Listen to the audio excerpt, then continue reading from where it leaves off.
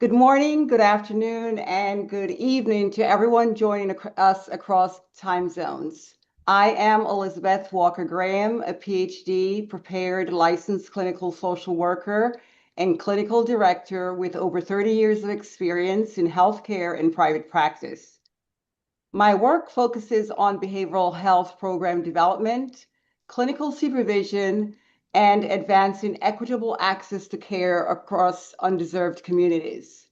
I am passionate about building resilient teams and sustainable systems, and I look forward to today's presentation and discussion.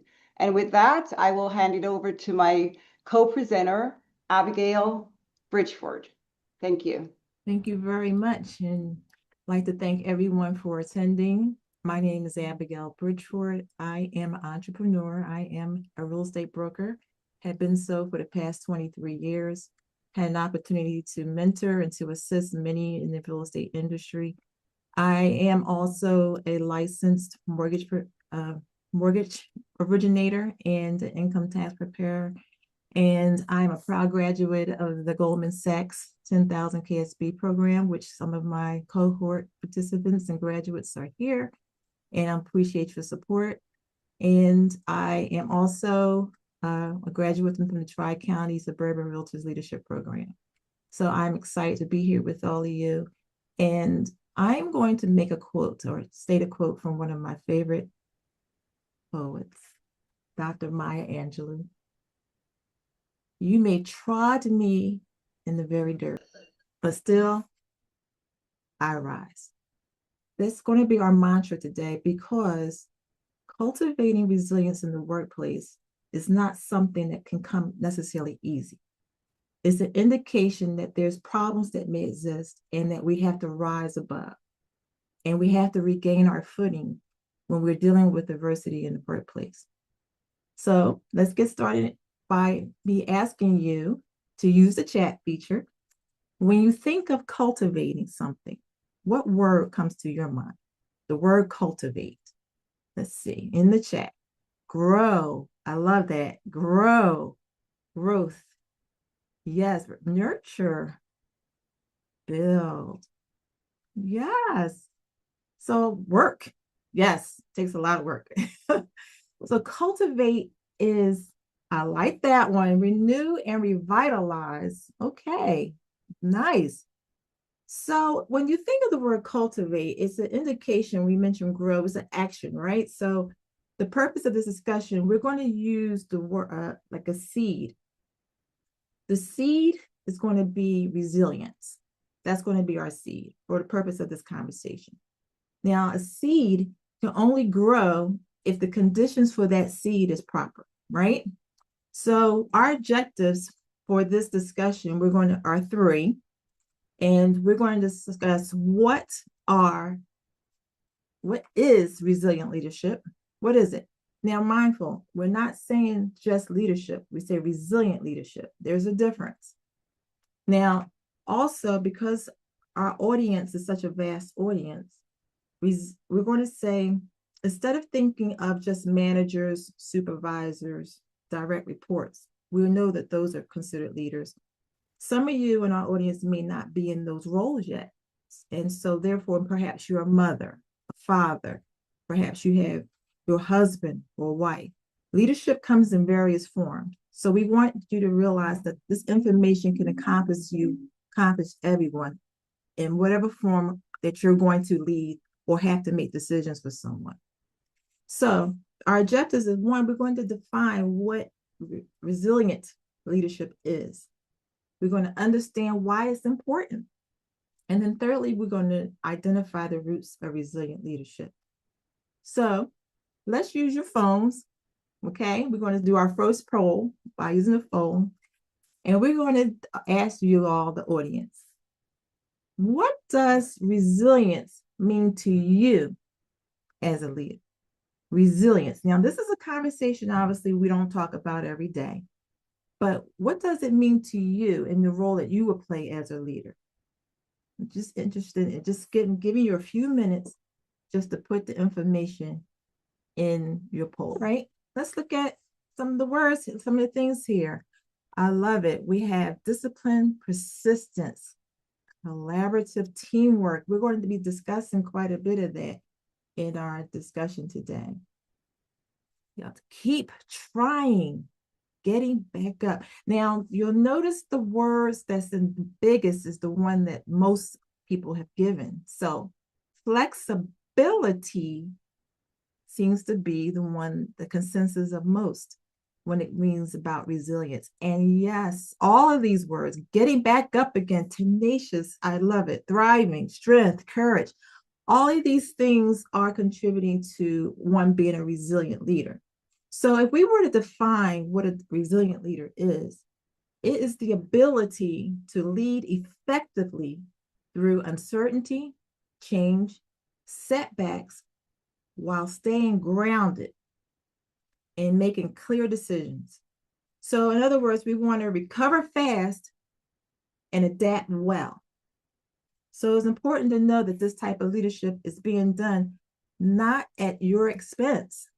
Keep in mind, being resilient is not easy, but it shouldn't be a self-sacrificing towards your well-being.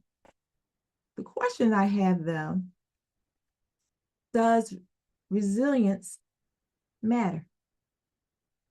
If you're looking at the picture here, we have a team. So whether your team is 1, 2, or 3, resiliency does matter because let's think, if we're talking about resiliency being a seed, then a seed, can it grow on any kind of soil?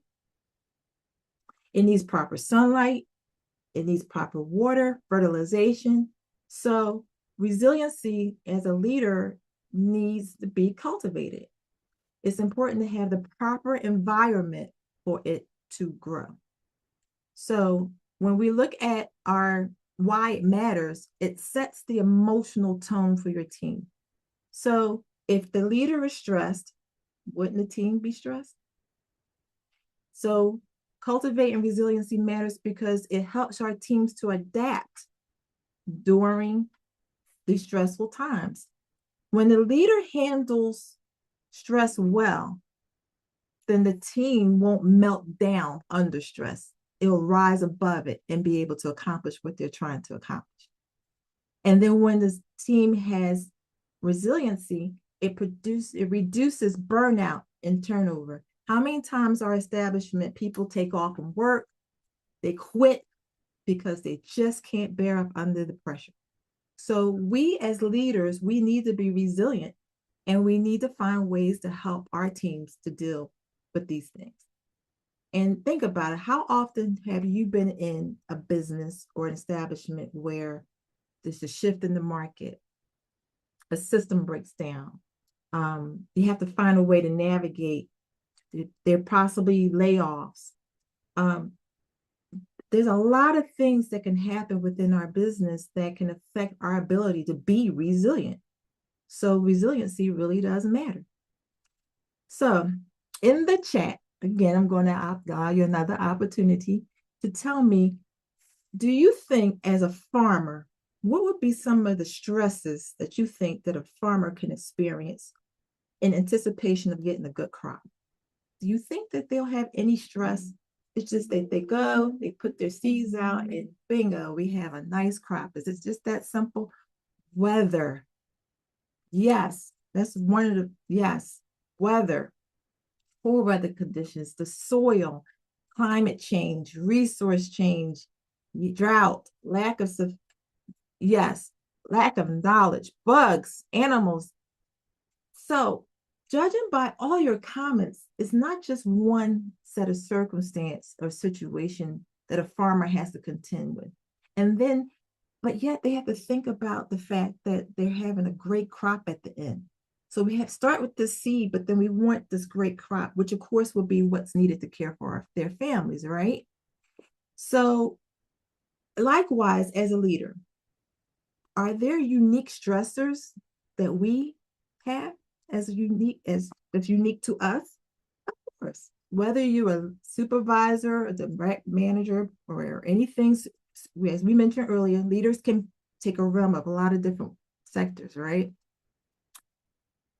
We make decisions every day. Yeah. high stake decisions. We make decisions perhaps about someone's life. How about someone's finances, the company's finances? We make decisions that can threaten any aspect of our lives and that of others. So would you say that's stressful? Having to think about having to lay off people, or having to think about whether or not you have to move a company somewhere. These are really big decisions we have to make. We have to support our staff through emotional and operational strains.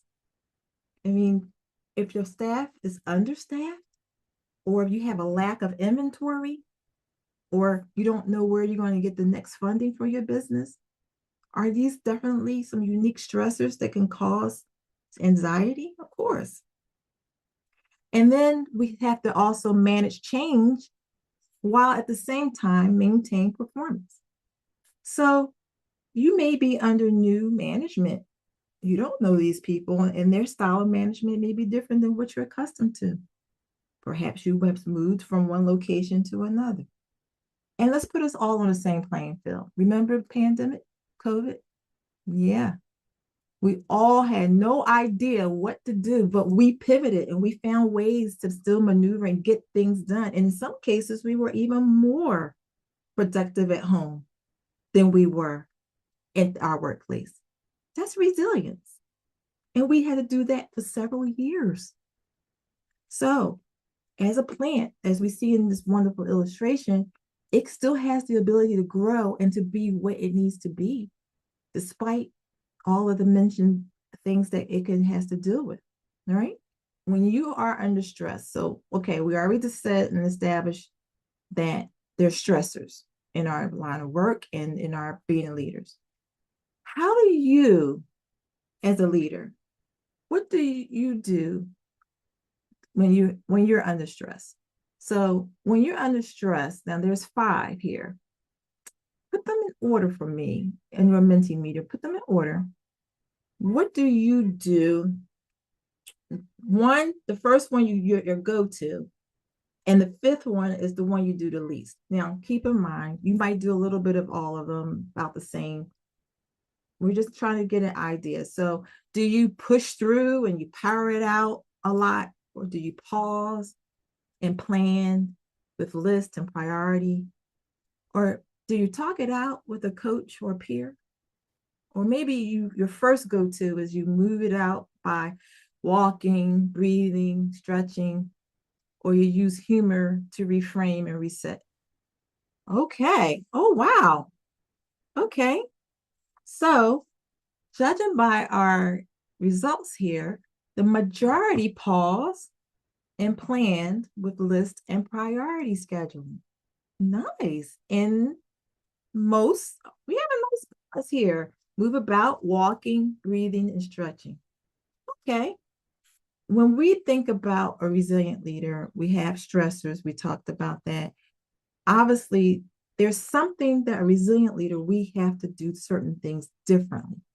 Okay. So although the way we handle stress, as we just saw in our previous Mentimeter, it may vary. There's just some things that must be done differently. So one, as a resilient leader, we are the ones that's going to have to normalize conversations about stress. I mean, we cannot just avoid it. Some people just don't want to talk about it. I don't want to talk about it. Well, no, that's what we do differently. We normalize the conversation. We're going to encourage people to speak up.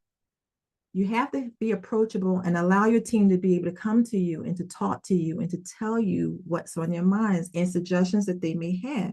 Because think about it, if they're silent, that silence can create more problems. How often have you heard or seen, and again, as I mentioned, I'm a real estate person, so I have a tenant that would let me know when the ceiling is falling in, but then they'll tell me that it had been leaking for over a month. Why didn't you call and tell me that it was leaking so I can address it then, instead of telling me when the ceiling falls in? So the same way, if we don't have these conversations and we're quiet, then of course the team is going to suffer. So we want to respond constructively, though, and empathetically to our concerns of those who are under us, because remember, it's not just being nice, okay? Empathetically, it means allowing our team to be honest and allow them to perform. And it's a tool. Empathy is a tool. Just like when you cultivate, you need tools. Empathy is a tool that can help us cultivate resiliency. So as we watch this video, I want you to look at it and I want you to tell me afterward, if you can tell me, how can we use empathy when dealing with our employees or anyone that we're leading over? We'll watch this 2.5-minute video. So what is empathy, and why is it very different than sympathy? Empathy fuels connection. Sympathy drives disconnection. Empathy, it's very interesting. Teresa Wiseman is a nursing scholar who studied professions, very diverse professions where empathy is relevant, and came up with 4 qualities of empathy. Perspective taking, the ability to take the perspective of another person or recognize their perspective as their truth. Staying out of judgment, not easy when you enjoy it as much as most of us do. Recognizing emotion in other people and then communicating that. Empathy is feeling with people. And to me, I always think of empathy as this kind of sacred space when someone's kind of in a deep hole and they shout out from the bottom and they say, I'm stuck, it's dark, I'm overwhelmed. And then we look and we say, hey, climb down. I know what it's like down here, and you're not alone. Sympathy is, ooh, it's bad, no, you want a sandwich? Empathy is a choice, and it's a vulnerable choice, because in order to connect with you, I have to connect with something in myself that knows that feeling. Rarely, if ever, does an empathic response begin with at least. Yeah. And we do it all the time. Because you know what? Someone just shared something with us that's incredibly painful, and we're trying to silver lining it. I don't think that's a verb, but I'm using it as one. We're trying to put the silver lining around it. So, I had a miscarriage. Oh, at least you know you can get pregnant. I think my marriage is falling apart. At least you have a marriage. John's getting kicked out of school. At least Sarah is an A student. But one of the things we do sometimes in the face of very difficult conversations is we try to make things better. If I share something with you that's very difficult, I'd rather you say, I don't even know what to say right now, I'm just so glad you told me. Because the truth is, rarely can a response make something better. What makes something better is connection.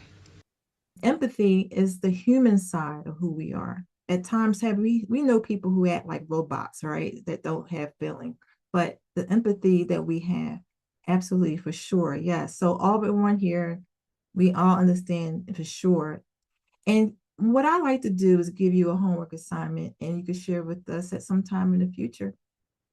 How and when was there a time that you used empathy in your workplace, and how it was able to help those with whom you were supervising or leader over? So if we were to summarize what we talked about thus far, yes, resiliency, it is a seed. That's what it is. It's a seed. It's like a seed. We learned that to be resilient, you have to have the ability to effectively deal with pressure, uncertainty, change, and setbacks, but you still have to make clear and decisive decisions. We learned that why we need it is because it can affect the whole team and overall outcome if we don't have resiliency. So please give your special attention to Elizabeth Walker Graham, who will now discuss with us how we can be rooted in resiliency. Thank you. I want to start out by sharing that resilient leadership is not just about avoiding stress. It is about leading effectively through that stress. These 4 roots that I am about to discuss create the foundation for sustainable leadership, especially in high demand work environments. So the first root, self-awareness. As leaders, it's very important that we are self-aware of our strengths, our beliefs, and how we present to our team. Resilience begins internally. If we cannot recognize our own stress signals, we risk leading reactively rather than intentionally. We also need to make sure that we're recognizing personal stress signals and behavioral shifts, not just in ourselves, but in our teams. Stress often shows up behaviorally when we have like a shorter tone, we become impatient, we're withdrawn from our team, or we're overly controlling with our team. Also, understanding leadership impacts on the team morale. Regulation before you respond is critical. Taking a pause to create a credibility in how you lead is also very important. And also equally important is modeling healthy boundaries. When leaders model healthy boundaries, taking breaks, delegating appropriately, and setting realistic expectations, your team feels they have the permission to do the same. Having self-awareness protects both the performance and the culture. We all also must remember that resilience begins internally by regulation our own emotional state of feeling. Moving to root number 2. Connection and trust. Building strong, respectful relationships are important. Psychological safety is the currency of resilient teams. Teams must feel safe to speak up, especially in environments where clinical work is at risk. Being present and accessible to your teams. Connection is not soft. It directly impacts the engagement, the retention, and good outcomes. Connections also serve as a buffer against burnout. Actively listening with curiosity rather than judgment is also very important. Listening with curiosity and not being defensive will always build trust within your teams. Consistency also matters. Accessibility matters. Predictability in leadership reduces anxiety in teams. And be present. Presence matter more than perfection. And moving on to root number 3, adaptability and decision making. Leading through uncertainty with transparency. Transparency during change reduces speculation and anxiety. Resilient leaders sometimes must separate mission from methods when pivoting. We should try to adjust our plans without losing sight of our goals. Our mission doesn't necessarily change. Our workflows, staffing models, or processes might, but without accountability, adaptability, and flexibility, growth stalls, and with them, teams thrive. The goal to adjust without losing direction is important, but accountability is strength, and there is no inconsistency when it comes to leading in that direction. Encouraging innovation and flexibility builds adaptability, which can become indecisive if clarity and flexibility is not there. Cultivating innovation by empowering flexibility, adaptive solution, encouraging thoughtful flexibility with clear priorities are also important. Focusing on solutions rather than blame, balance with compassion and accountability is always very good for your team to be seen and heard and supported. And on to root number 4, purpose and meaning. Connecting daily to work mission and values. A mission statement only empowers, it only has power if it shows up in daily behavior. Resilient cultures translate values from the wall into work. Resilient leaderships within teams ensure that our mission is not aspirational, but it is also operational. When we can recognize, we also recognize the impact beyond metrics. Resilient leaders continually reconnect teams to purpose, especially when metrics feel or become overwhelming. Remember, metrics measure performance, but the mission will sustain commitment. As leaders, we must measure performance rigorously while also recognizing human and cultural impacts that metrics alone cannot capture. We must also make sure that our teams feel valued, that we're not only metrics driven, but we value the work that they do and that they are also as important as the metrics that we are trying to capture. Helping our teams to see the why behind decisions. When rational is transparent, uncertainty and speculation diminish. Explaining the strategic, financial, clinical, or operational drivers behind decisions strengthens credibility. Without the why, teams may interpret change as an arbitrary or disconnect.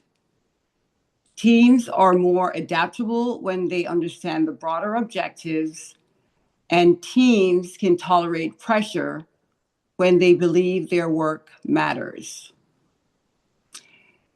So to summarize the 4 roots work together. Self-awareness stabilizes the leader. Connection strengthens the team. Adaptability sustains performance. And purpose fuels commitment. When these 4 are aligned, resilience becomes embedded in the culture and not just in the individual. So we've talked about resilience as an organizational capability. Now I would like to understand where we are all collectively. So what I would like to do now is take a quick pulse of the audience to see which one of these 4 roots of resilience in the workplace you would want to start cultivating.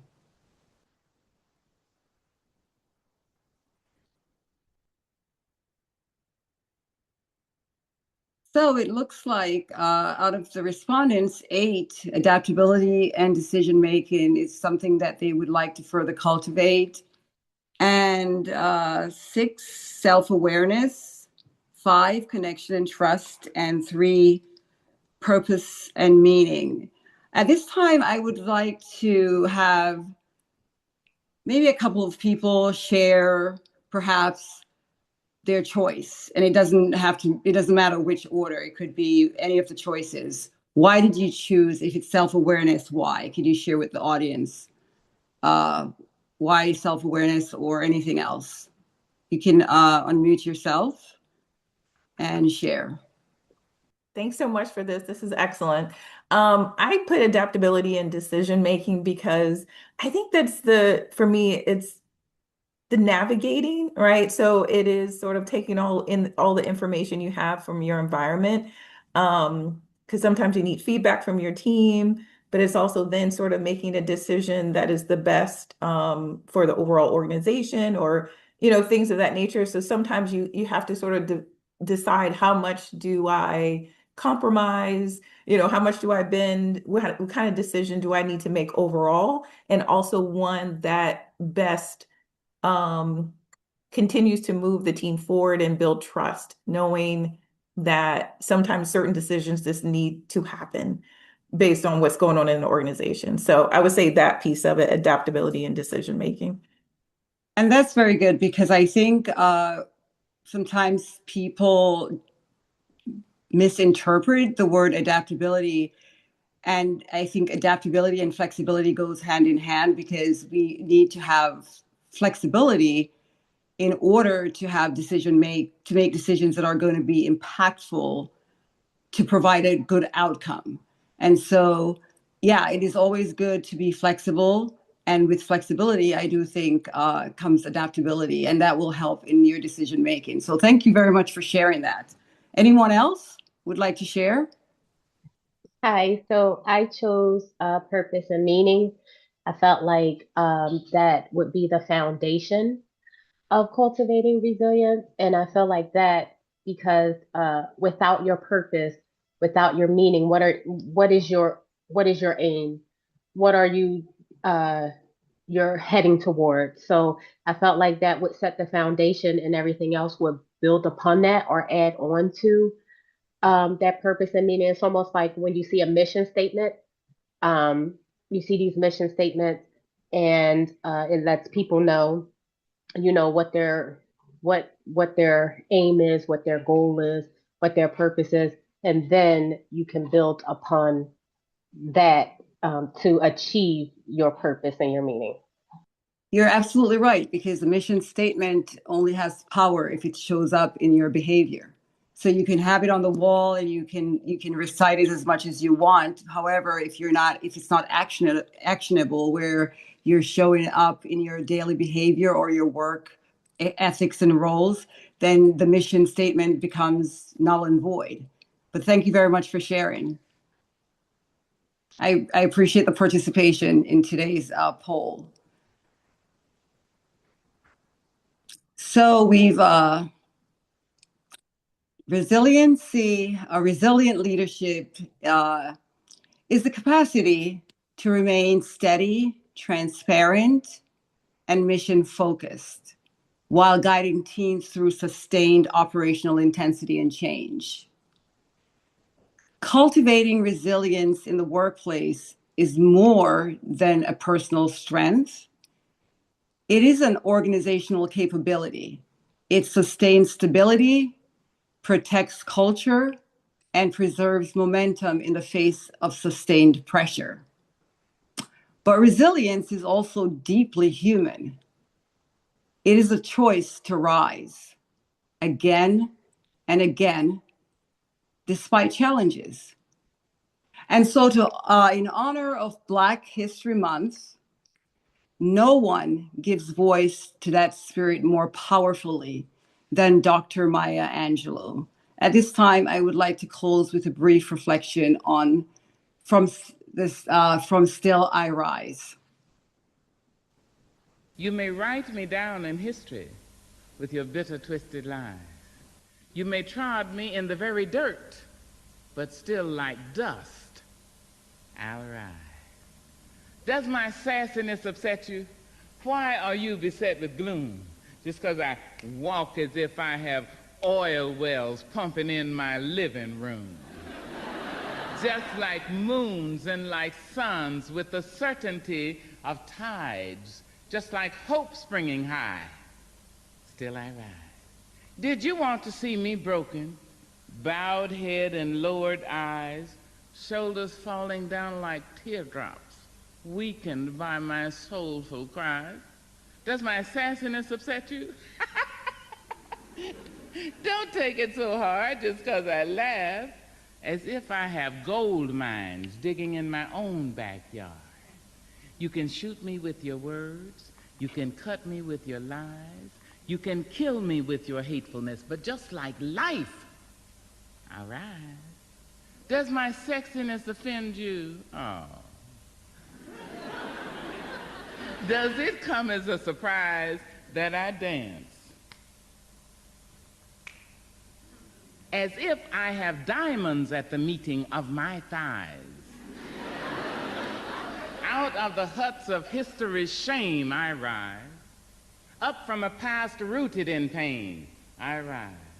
A black ocean leaping and wide welling and swelling and bearing in the tide, leaving behind nights of terror and fear. I rise into a daybreak miraculously clear.